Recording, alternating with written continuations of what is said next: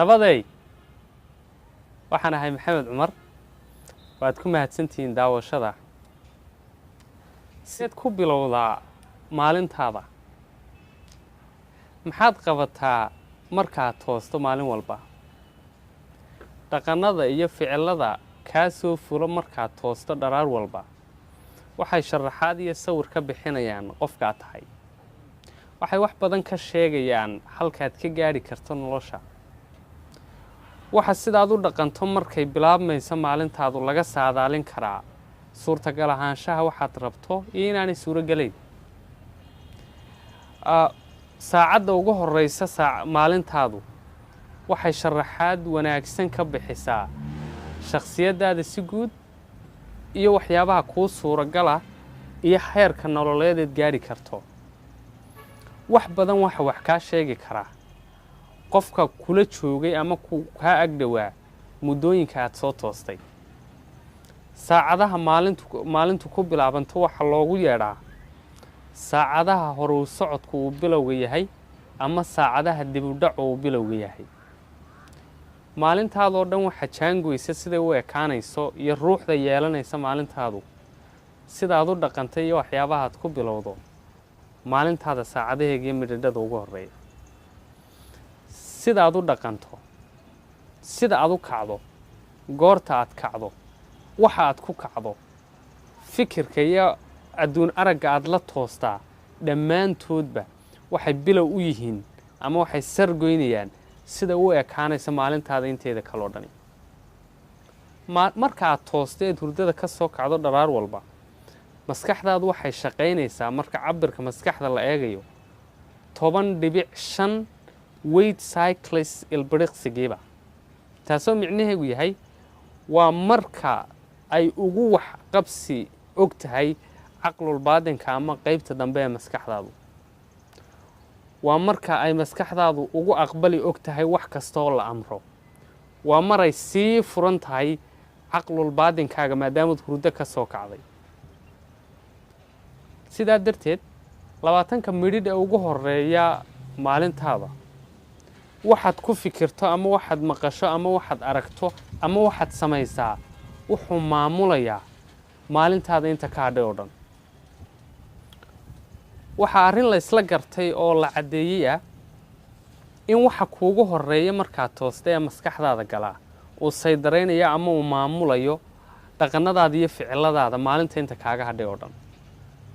20 minuteska ama 20 midhidh ee ugu horeeya maalintaadu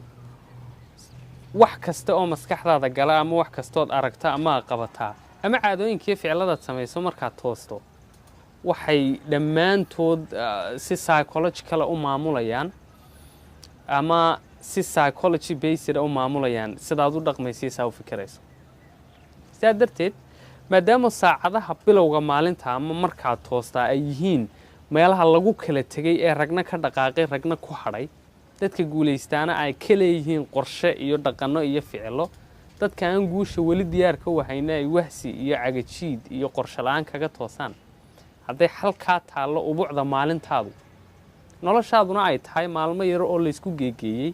maalmihiina saacadaha ugu horeeya toostaa ay maskaxdaadu kolba sida loo barnaamijyeeyo loo qorsheeyo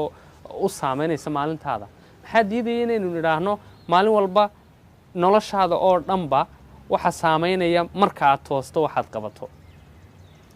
guulaystayaashu qorshe iyo dhaqanno iyo caadooyin bay leeyihiin markay toosaan waxaa jira 6 caado oo aan idinka soo ururiyey kadib markaan darsay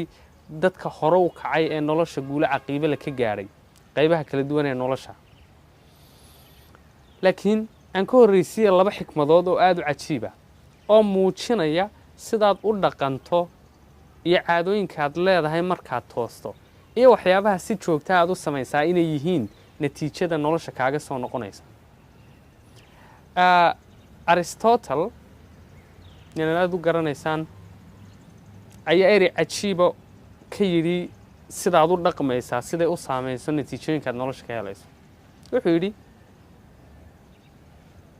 waan soo kuwood garanayaa innagu waxaynu nahay waxa aynu si joogta ah ugu celcelino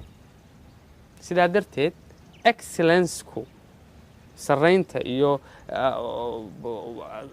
excellenceku ma aha ficil ee waa dabeecad iyo dhaqan luqadiisa waxay ku noqonaysaa we are what we repeatedly do. Excellence then is not an act, it is a habit. Dhaqan iyo caado aad leedahay oo joogtaysay ayaa sababaysa inaad nolosha darajooyin lama jeerta ka gaadho. Caadooyin baa lagu hantaa guusha iyo sarreynta iyo dhaqaalaha fiican iyo nolosha farxad iyo deganaanshaha leh iyo nolosha saaxiibada iyo dadka ku jecel ay dadna jeceshahay ka buuxaan. waxaa lagu kasbadaa oo lagu gaadhaa dhaqan suuban iyo caadooyin aad joogtaysay oo togan. sidaas la mid ah khabiir arrimaha horumarinta aadamaha aad loogu yaqaano oo Jim Jones la yiraahdo